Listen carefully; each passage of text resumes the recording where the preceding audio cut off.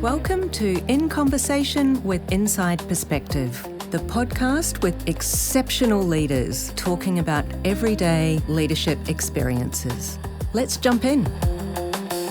Oh, Paige, what a pleasure to be here with you today, a leadership specialist and working with a lot of middle management and senior leaders. I know that you're in a lot of big organisations, Big Four, some of the major professional services industry, a lot of work in that space. And I think that's going to give you a huge bandwidth of reflection and experience to bring to our conversation today. Welcome. Thank you for having me. Yeah, can't wait.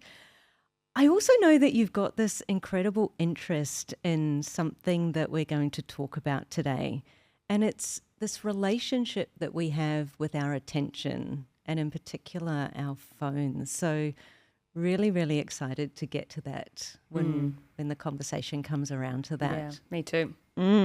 Exactly.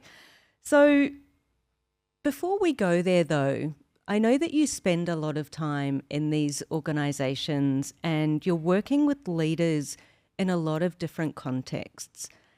And it's just making me wonder right now, what are the themes that you're seeing? What are the consistent things that are popping up everywhere right now? So it's interesting because the range of organizations that I work with is quite wide. So there's, blue collar all the way to, Big Four banking, middle management leaders, emerging leaders, all the way up to more senior leaders as well.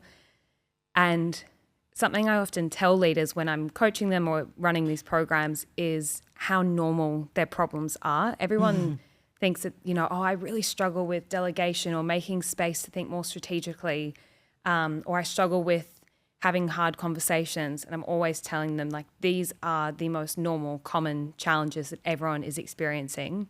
And HR professionals find that helpful as well because they think there's something wrong with, their particular business. For sure. And the way that their culture is going or whatever it is. But there's a lot of really common challenges.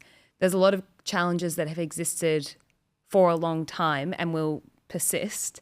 And one of those is one of the main themes that I have been really heavily feeling in the room when I'm running these sessions.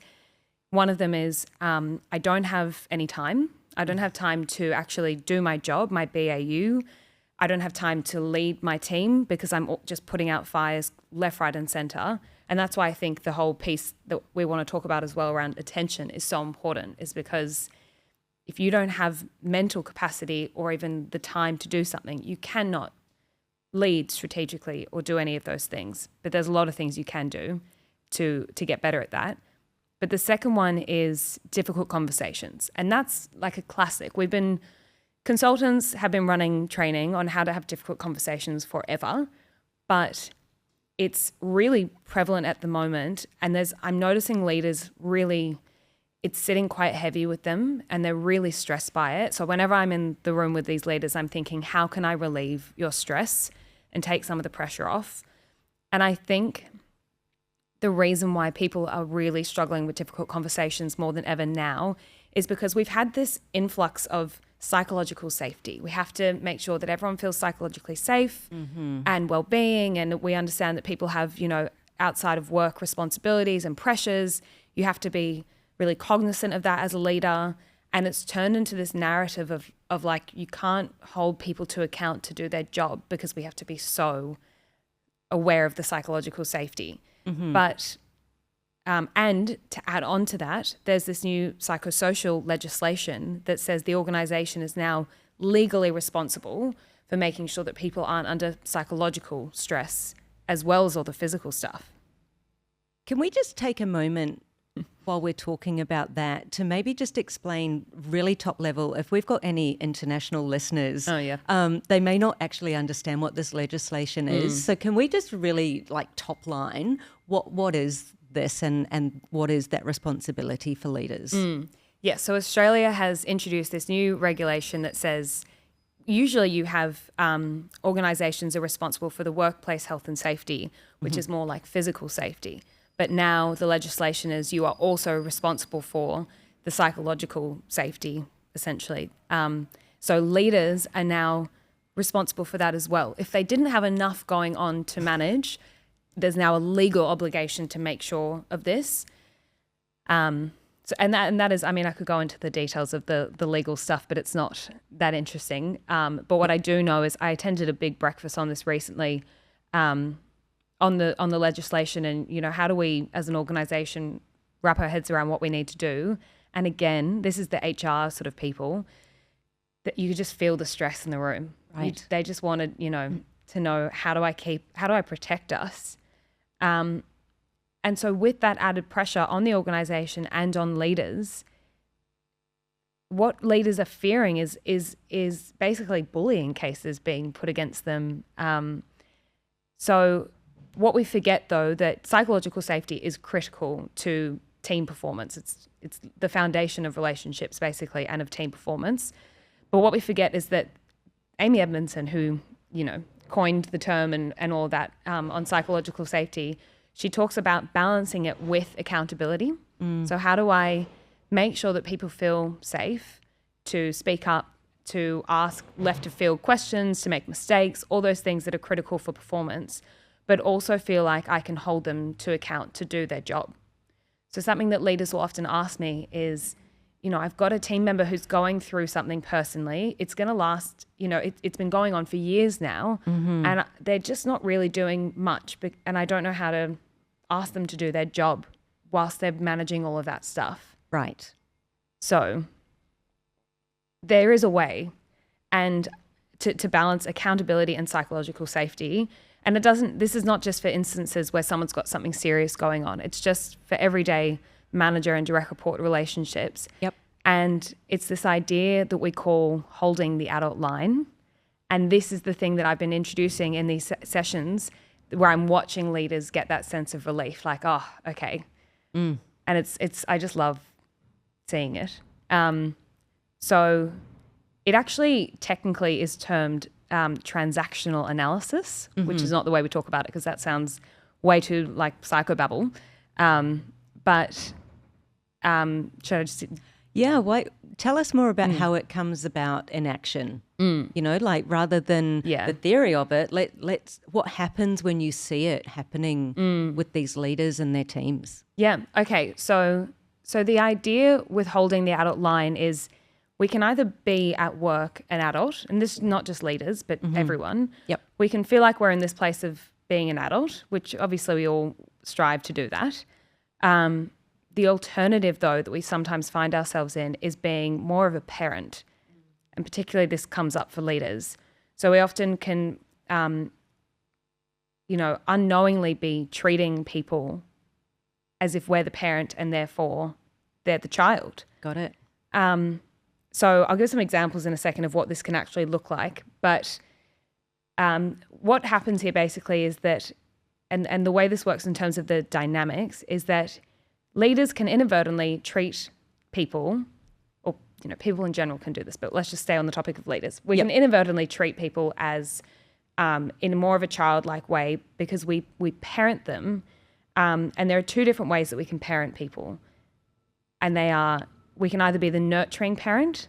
This is very common, particularly these days. They're the kind of leader who's like, they go like this: I want to protect my team, wrap my arms around them. I don't want to burden them. If they're under pressure and under stress, I want to alleviate that for them. I sit down with them and say, okay, what can I take off your plate? Yes. That's the nurturing parent. And it's so well intended. Yep. But what actually happens, I'll give the other example. The other one is the controlling parent, which sounds, really horrible, like you're being a commander or a dictator or something like that. But it's just that sort of leadership style or parenting style where you are, you're wanting to make sure that everything is done in exactly the right way and exactly how you see it needs to be done. So you're trying to control the person rather than give them autonomy. But what actually happens, even though both of those things come from good places because you're trying to protect the team or you're trying to make sure the job gets done really well, the result of that is that you actually induce a childlike response back from them. So if you are the nurturing parent, you might actually get a response where you find your team members are becoming overly dependent on you. They don't want to make the decision themselves. they come to you for everything, and they're not there to think for themselves. So, and then on the controlling parenting side, you can often get a rebellious sort of child response where if you're overly controlling of someone, they will be like, don't tell me what to do. This is ridiculous. They start to gossip. They start to, talk badly. Mm-hmm. Yep. We've all seen this. Yeah. Uh-huh. So, yeah, it comes from a good place. But when we accidentally slip into this parenting style, like if leaders out there are thinking, my team are so dependent on me, why can't they just step up to the plate? Or they're always complaining, why can't they just be more accepting? Then it's really helpful to turn back on yourself and think, am I actually feeling like more of a parent right now than treating them like an adult? So the reason we call it holding the adult line is because if you treat them like an adult, they will respond in an adult way. And even if you join a team and everyone's acting like the child state, that will actually make you turn into the parent. So you got to hold your place as the adult. Got it. Why is this so hard for us as leaders? I mean, the way you've just said it sounds not easy, but you know what I mean. Like we don't mean to be one of these two styles. We slip into this kind of parental leadership. Why is it so hard for us? Well, because we care so much, I think, and not just, we care about the people, but we have expectations of ourselves. We're putting ourselves under pressure. Like both of the parenting styles are coming from, I care about my team. I care about people being okay, or I care about the job being done really well. So whenever I work with individual contributors who are, struggling with their own leaders, I try to show them what it's also like from the leader's perspective and why they might be doing what they're doing. And let's be fair, difficult conversations can be difficult. I've got a bit of a theory about that, but I'm going to hand that question across to you before I, kind of share any opinion if it's, relevant. But I'm wondering, what is it that makes conversations difficult? I believe, there's lots of different reasons. And actually, when you think about behavior change, some of the key ingredients to behavior change are having, this comes from BJ Fogg, who is the guy who released a book on habits right before James Clear released Atomic Habits. I always find it so funny because BJ Fogg's is Tiny Habits, and then James Clear just had to one-up him and call his Atomic Habits like even smaller. But he talks about it's B equals MAP, so behavior change equals motivation, ability, and prompt. Yep. And so you have to be motivated to have the difficult conversation. Sometimes you're like, I don't care how poorly this goes, I just have to talk to this person, and so you go and do it. There's also ability. So we don't actually know how to do it in a way that we think is going to be fair. We don't know how to come up with the words to say ourselves. And then there's also the prompt bit, which is probably less relevant for difficult conversations, but we just let it slide and we don't have anything sort of forcing us to do it. Yeah, what do you think? Well, I noticed that with avoidance, anything difficult, there's an avoidance kind of behavior. And whenever we're avoiding, we usually tell ourselves, oh, it's me, oh, it's not that bad, whatever. So there's that piece of it where we keep diminishing it. I have a couple of thoughts on this. The first is this concept of kind, which I'm sure you will have come across as well. Being kind, not nice in our leadership. Nice is not caring enough to actually have the conversation, versus it would actually be kinder of me to tell you what's going on rather than to just let this continue, which takes me into the other thought that I have, which is whatever the concept, I have this philosophy of kill the monster while it's still small, because if we let this go and go and go, it is now this big thing, and now it is a hard conversation. Yeah. And the person's probably going to have some relevant line of defense around, well, why didn't you tell me earlier? Or why have you let this go? Why is this now a problem and it wasn't 3 months ago? Like there's this lack of understanding, almost a little bit of, I now feel like I'm losing face in this whole situation. So yeah, I think for me that's the couple of things that I often think is it wouldn't need to be difficult if we were having regular dialogue around some of these things. I do agree.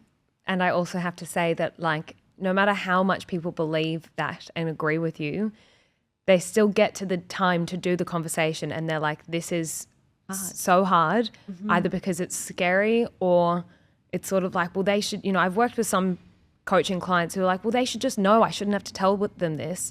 And then there's the other end of the spectrum, which is more like when you coach someone and really dig down into why you're avoiding this, it often comes down to, I don't want to be not liked. And that's the thing. And I think that's why people struggle with holding the adult line and being the nurturing parent as well, is because they want to be liked by their team. They want to be seen as helpful and a good leader and a nice person. And everyone's always dancing this line of friend versus friendly. So I think, and again, this is something that the psychosocial legislation talks about, is the difference between actually putting someone in psychological harm versus just some discomfort. Yeah. Discomfort is okay. We're allowed to, I can share some examples maybe of what holding the adult line actually sounds like, because this is where we and this is the message I'm often saying to leaders is, yes, you need to be mindful of psychological safety and all of that and well-being, but also a little bit of discomfort is totally acceptable. And discomfort is where growth comes from. Yeah. So, healthy, the growth edge. Yeah. Yeah. Beautiful. Okay. I'd love to hear some examples. Let's do that. So I think one really clear example of what it looks like to hold the adult line is when we're talking about capacity and workload. So the parenting leader who comes in with a sort of nurturing parenting style will say, if their team member comes to them saying, I'm so overloaded, I don't know what to do, I'm so stressed, the nurturing parent will come in and say, oh my gosh, let me take this off your plate. What can I help with? The controlling parent will come in and say, and again, it's coming from a good place. They'll come in and say, okay, here's what you're going to let go of, and here's what we're going to do differently. And they tell them, which feels helpful. But the adult line is saying to them, okay, one, validate the emotion. I see that you're stressed. I'm sorry that it's come to this place. What do you think we can do here? And you support them, you're receptive to it, but you're not carrying that emotion or trying to solve their problem. They're an adult. They can figure out how to manage their capacity, and it's part of their job. Even if they're an intern, you can still ask them, like, well, initially, what do you see as the top priority, and the second and the third and the fourth? And so what does that mean we can remove? And then what support do you need from me to remove some roadblockers or whatever it is? That's what it sounds like to hold the adult line. Like in my organization, when you're in consulting, people, in my organization will say, like, if I come to you and say, do you have capacity to do this? It's up to you to make that decision. If you want to stretch yourself to do it, if you want to work late, that's your choice. You're an adult, you choose to do that. No one's going to come in and say, oh no, you're working too hard, we've got to take some things off your plate. You're an adult, you decide. So yeah, I think that's one of the best examples. I love that. It's reminded me of a podcast I was listening to quite recently, actually. Two of my favorites, Brene Brown and Adam Grant. And Brene was talking about when she's marking group assessments. And she was saying that, say there are 350 marks to go across the team, and you've now got to decide as a group. She actually asks the group to apportion those points across the group, because she says, it's not up to me as the person. I see the output of your team effort. It's now up to you as a team to decide where those points need to be distributed, and who was contributing, who offered the most amount of contribution. Oh, sorry, I see. Within their within their team. Oh, I love that. Isn't it cool? Yeah. It feels like that is her asking them to hold the line. 100%. Yeah, you're an adult. You should be able to show and talk to each other about where the effort was put in. God, I wish I had that in uni. I know, right? I almost failed the subject once because one guy rocked up and just hadn't prepared anything for the presentation. Anyway. I know, right? I feel like this is a whole little rabbit warren we could go down. Yeah, that's a perfect example though. Yeah. Uh-huh. And it's kind of also got me thinking, we were talking originally before, we got on to holding the adult line, is one of the biggest problems for leaders that you hear is time poor. I don't have enough time. Everyone's time poor. Right? And it's making me wonder how often people feel like they just don't have time for these conversations. Is that just an avoidance tactic, or is that real?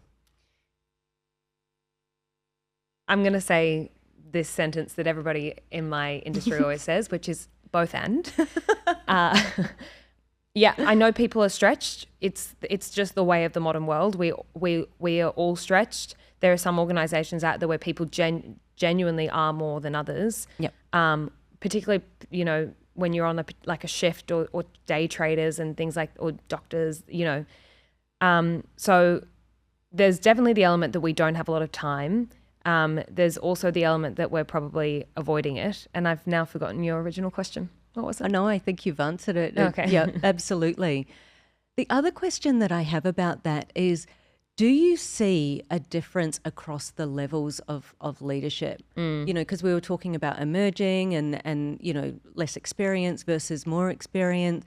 Do you see a difference across those levels, or is it actually a universal leadership challenge? In terms of not having enough time?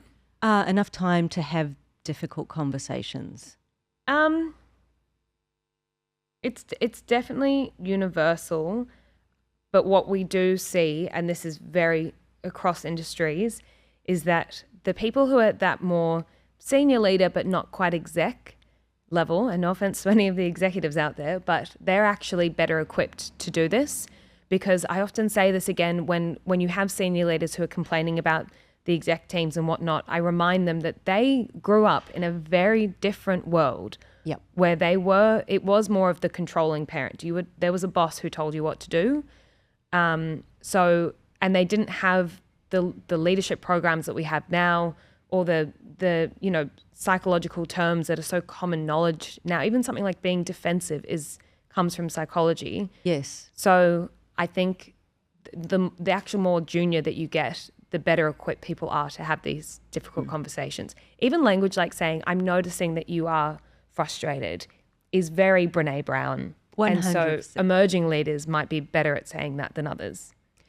To your point, they've been exposed to it earlier in their careers.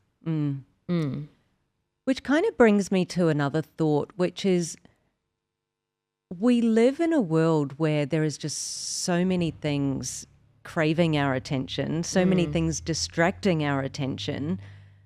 I mean, is this part of why we're time poor, or is there something else going on here? That's what I was going to say before, actually, yeah. I think the other reason why we think we don't have time is because we are so constantly stimulated at every point of the day, right up until from the moment we wake up to the moment we go to bed.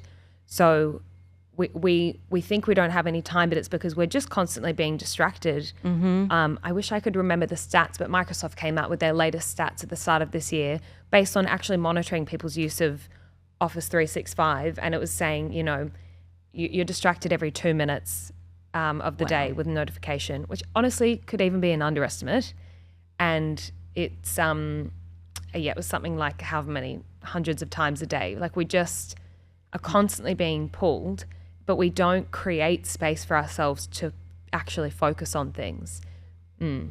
Gosh, this is really resonating. I was just sharing some research last week about multitasking and task switching. You'll be across this as well. They say that it takes 25% more time to complete a task, even with a tiny short interruption. And I'm thinking how often, I may be skipping forward here.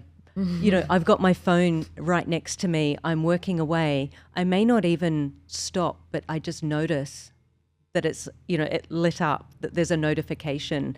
even that small distraction can now enhance the amount of time it takes for me to do what I was doing. Yeah. And you were saying to me the other day as well that there's that research about, I've seen the one that's in schools where even if they took away all the kids' phones, but for some of the kids, they put the phones in a locker in the room, and the other half of the kids, they put them outside of the room. Yes. And the kids with the phones in the locker, still hidden from sight, performed worse on the test. Yes. And yet we live with our phones in our hand. Yes. And they're probably going to be in our bodies, next. It's frightening, isn't it? I mean, I notice myself, and I'm sure other people, my phone is almost an extension of me. Yeah. At especially certain times of the day. And it makes me wonder, how did we go from this device that is meant to be helpful, convenient, getting things done faster to this thing that we can't live without? Well, someone's designed it to be that way, haven't they? Yes, they have. And more so than I think we often remember. Yeah. Yeah. Day by day. Even as I'm scrolling, there are times when I stop and think, hold on a second, I've been designed to go down this pathway, put this down, step away. But that's hard to do in the moment. Yeah. Do you know what's really helpful is if you're ever on public transport and you see somebody else scrolling on their phone, peer over their shoulder and look at what they're scrolling, what their feed looks like, and you realize how ridiculous it is because it's not designed for you. You're like, that looks so boring, so trivial, like such a waste of time. What are they doing? But then you pick up your feed and it feels like the most addictive thing ever. That resonates so deeply because, to your point, I look at my feed and it's got all sorts of things about my hobbies, my interests, the people I follow, all of these things. You look over the shoulder of somebody else, I don't know, maybe they're following a sport you don't follow or, and you're like, yeah, straight off, not interested for a second. Yeah. Wow. In the workplace, do we notice the impact that this is having on colleague relationships, on performance? Like, is there any indication of that yet? I don't know. I mean, like, you hear it anecdotally. I think people are still remaining incredibly productive because we're always, I mean, I don't know if I'd say productive and efficient, but we're busy at all points in time, and we're still getting the job done, but maybe it's taking us longer because of the task switching, or maybe we're just doing more because we're so available at all, every point of the day if we need to be. I don't have any research on this front of mind, but it must be affecting relationships because everyone's, virtual, we're all disconnected and we're chatting to each other on messages rather than on the phone. Like, who actually picks up the phone these days and calls someone without warning them first? Like, hey, can I give you a call? Right. I know, that just seems so crazy, doesn't it? And the other one that I just find incredible is a Teams message and the person sits like 3 desks away. Yeah. Like, what is that? Yeah. Yeah, bizarre. So disconnected in a connected world, that paradox is just... Yeah. I don't know. I can't get my head around that. I think, you hear everyone talk about this as well. And I think for me, what is missing, like, because we are so connected on our phones, I think the thing that we are actually missing in our lives is processing time. As in, there's no point in the day where you have no stimulation. Even if you're driving in the car, you're listening to a podcast or even music, you might finish the workday. I do this, finish the workday, and immediately put some music on. Right before bed, you're doing a few last things. There is no, even whilst we're waiting for a coffee, you check your phone. Even today when I was waiting out the front, I was trying to put my phone in my bag and just stand there waiting. Like, we used to have all this time, not we because it's pre my time, but we used to have this time where you'd say to someone, I'll meet you at the train station. And there was probably a good 5-10 minutes at least where you were just waiting for them to arrive with nothing to do. So I think this is when I talk to leaders about how to create more time for yourself and more space, it's thinking about how do you create pockets in your day that are stimulus free, because music sounds like a healthy habit, but actually if music means that you are never having silence in your brain to process and you're not actively reflecting on what's just happened, but whether you realize it or not, your brain is subconsciously putting things together. And that's where we get the aha moment or just sudden realizations. Yes. We don't have any of that anymore. So interesting that you say that, because I recognize, I'm probably a little bit older than you, and I recognize that there was a phase of time where there was this push for productivity, this push for, the net time, no extra time.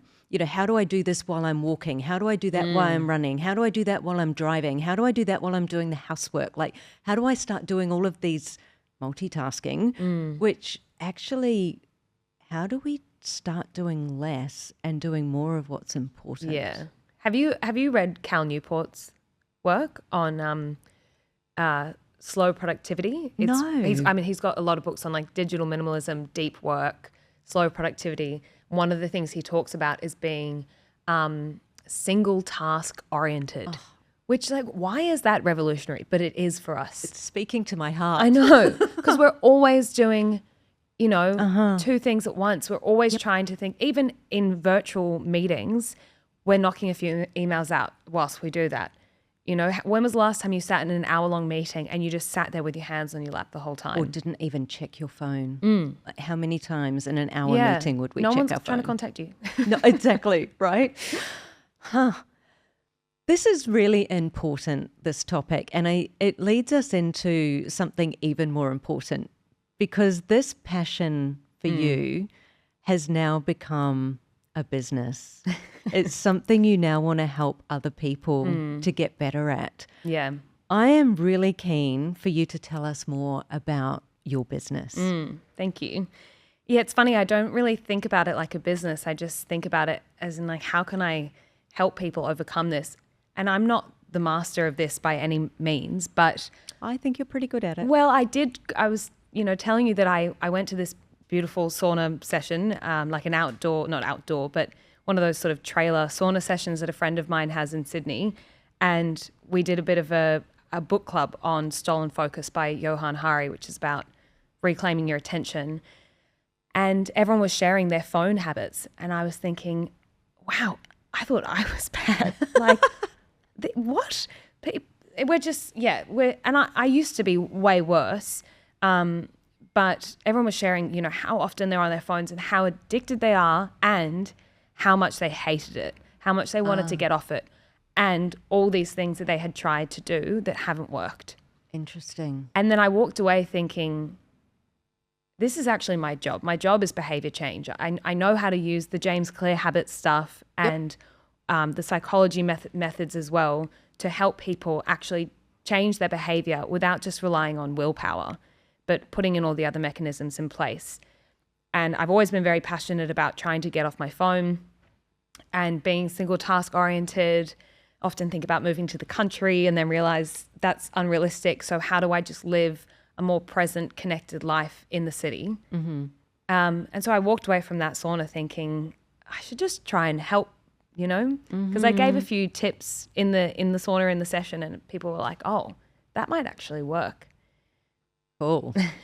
Have you got one of those little tips that you can share with us? I'm curious. Well, so I've designed it into this offering that I've called the Landline Experiment, because it just brings back that nostalgic, like, remember when a phone used to be a phone? So it's basically how to turn your smartphone and make it feel more like a phone again. Not completely. We still want its functionality, but how do I make it feel more like a phone again and not like an attachment, like you say, not like this extension of me? The way that it works, and sorry, the reason I've done it this way is because this is what I've been doing for the first 6 months of this year as well. One of my New Year's resolutions was digital minimalism. How can I strip away as much screen time, phone addiction as I can? And I use this method that I've put into the business, which is basically over 4 weeks, you set, the experiment runs for 4 weeks. And it's built around setting 4 rules every week that you implement to try and get yourself off your phone. Amazing.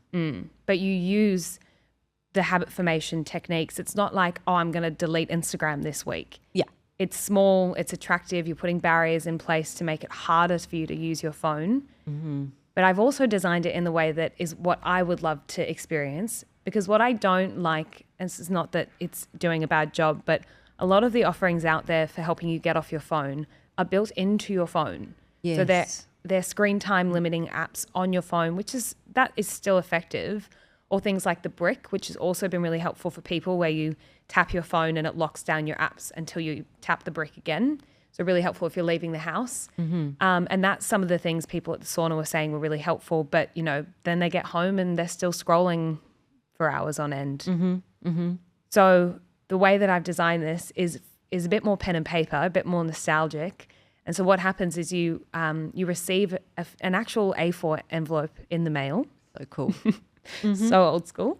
And in that A4 envelope are 4 smaller envelopes, and you open one of them at the start of each of the 4 weeks. Great. So each of the small envelopes has your instructions for the week that will set you up and help you design 4 rules for that week to help you limit your phone usage. So I'll give some examples on what they could look like that I've implemented. But where I think it's quite different is that it's not just, okay, I'm going to do these 4 things. One of the things that James Clear talks about is 1% better every day, which means you have to constantly be resetting your goals in order to keep actually incrementally getting 1% better. Yes. So week 1 is set my 4 rules. Week 2 is, okay, I'm going to set them again, but now I'm going to make them harder because I need to be getting better. Mm-hmm. Or I realize I went way too hard initially and I need to make them a bit more realistic and dial them down. Yep. And then you do that for the 4 weeks, and there's a few other bits around it that help with the behavior change side of it and some guidance. But it's pen and paper. You're writing it down. I'm thinking about sitting on the couch and actually figuring this out in that real world space, not on my phone, popping it up on the fridge. Some of the things that I have put into place that I have found have really helped me. People don't know this, but you can actually offload apps. So you don't delete the app. You just offload them. It happened to me when my iPhone storage ran out, and you could just go into settings, go to Instagram or TikTok or whatever it is, click offload, and the app stays there on your phone. But if you want to open it up, you have to hold it down, download it. So it just puts a little barrier in place. But also, for some reason, this has happened for me, you still get notifications if someone messages you. Huh. So then I will go to Chrome, open up Instagram in my browser to reply to the message, Chrome is a terrible experience of Instagram, which helps you not start scrolling. The other one that I've done, which I love, is I've turned off Rise to Wake on my iPhone. So when you're walking, you don't see your phone lighting up at basically just the motion, which makes me constantly looking down. Has something happened? Something happened. Then you see some random email. Then all of a sudden you're on your phone. Mm-hmm. Then all of a sudden you're on Instagram. Yep. And then the last one I'll share, which I love as well, is how you can put your phone on Do Not Disturb? Yes. You can create your own one. So you can put it on Do Not Disturb or Sleep. I think there's a work one, or you can set up your own parameters. So I've set up one that I've called Phone, and it's literally just, all it allows is phone calls, text messages, and WhatsApp, because that's quite important for me. Yeah. But I've muted basically all of my chats, but apart from 1 or 2 that I actually need to stay up to date with on a daily basis. Mm-hmm. And so when I put my phone on phone mode, I'm still entirely accessible, but it just means I don't get email notifications. I don't get, just the random bits and bobs, but it's just one click of a button. And I love that one. That's turning your smartphone into a telephone. That is so cool. Mm. It is all of those notifications, isn't it? That is so distracting. Mm. And then, of course, you're hooked. Once you check it, I must open it. Oh, now I've opened it. I start looking at all of the other notifications or as soon as you've got a 1 next to a box, you're like, I need to clear it. Yeah. So, that's why they're red, because they make you... What I really love about this and this desire for it to be nostalgic, the pen and paper feels so intentional. And then I know that for you and I, with the work that we do, we would often be telling people, taking notes, actually writing things with pen and paper puts it in our body. Yeah, it does. It changes how these things absorb into our body. And so I feel like there's something really powerful about that combination that is going to be helpful for people. Yeah. And just to bring this back full circle to the leader space as well, imagine a leader who has an hour every day of deep focus work. They don't have notifications on just for an hour. Or I often say to people, just check your emails every half hour. Like if that's not frequent enough, every 15 minutes. But at least you're working in 15-minute windows with no distractions and notifications. Imagine a leader who had a phone that was just a phone, wasn't constantly being distracted by all the billions of notifications, and how present they might be able to show up in those difficult conversations, or also how much more, not just time, but cognitive capacity they might have to actually sit down and think, okay, where do we need to be in the next 12 months? Like, what does the business need right now? Where are we headed? Someone who has had some processing space whilst they were waiting for their coffee that morning will actually show up to be able to think more strategically in a much better way.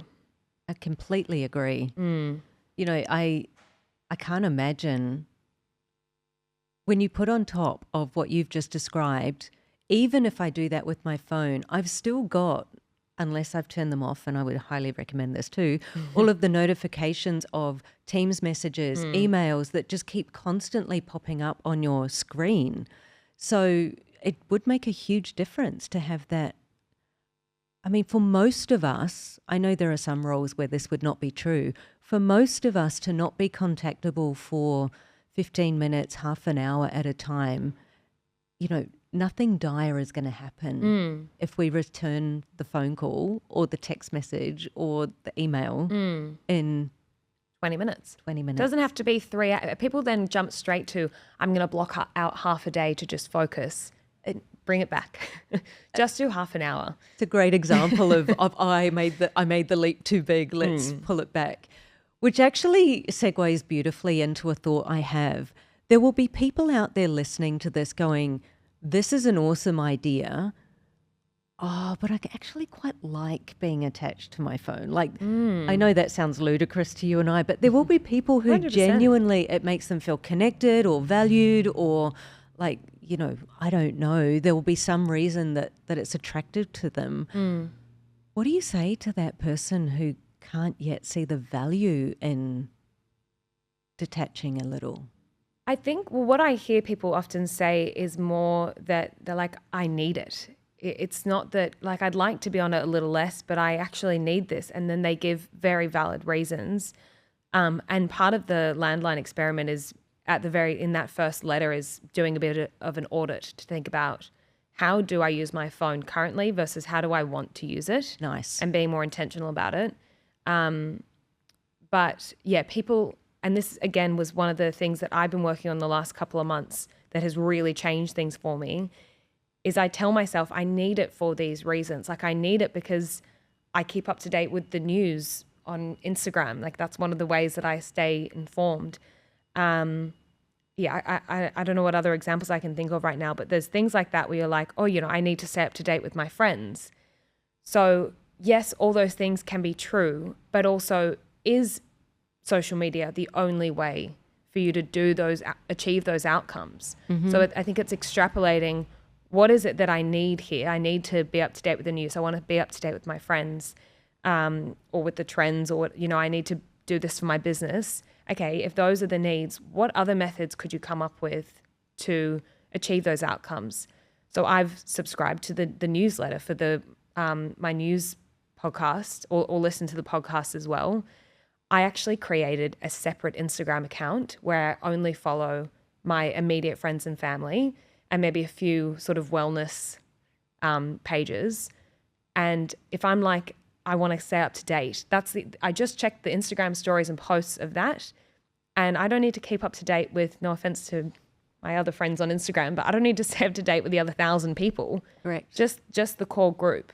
So there's still that's what I want people to think through in the Landline Experiment, is how do I actually figure out different systems that I can put in place. Like James Clear always says, you don't rise to the level of your goals, you fall to the level of your systems. So what 100%. systems are you putting in place? I love that. And so therefore, why don't we finish today on the question of what about the person who wants to do this but doesn't think it's possible, like just can't see how they're ever going to do it? It's definitely possible. That's like, you know, if you ask James Clear, not to bring him up again, but God, fangirl. Me too. If you asked him, you know, I want to go from being a couch potato to running a marathon or an ultra marathon, he'd be saying, well, just you start small, break it down. So anyone who wants it can do it, not through willpower, but through the systems. If people don't want it and are happy on their phones, then that's fine. Stay. Yeah. That's the truth, isn't it? Yeah. Is often people say they want it, but they actually don't. And the opposite, people say, oh, I can't because it just feels hard. But the truth is, if you want it. Yeah. Yeah. And it still feels good. Like sometimes when I'm having a really hard day, one of my favorite things to do after facilitating when I'm feeling quite depleted is go straight to a bit of a scroll, because it's just like, here's a dose of dopamine. And I loved it for that. But then I guess to answer your question, it's again extrapolating, like, yes, it feels good in the moment, but what's the downside? And the downside for me was I'd walk away from scrolling on my phone on the way home from facilitating, and I just feel so chaotic by the time I got home. But you have to notice that, you know, you have to be reflective and aware of it. I'm likening it to a glass of wine. You know, how many people celebrate with a glass of wine? You know, I've had a long day, or it's been a hard day, or it's been a great day. I'll have a glass of wine. It feels great in the moment. Certainly does.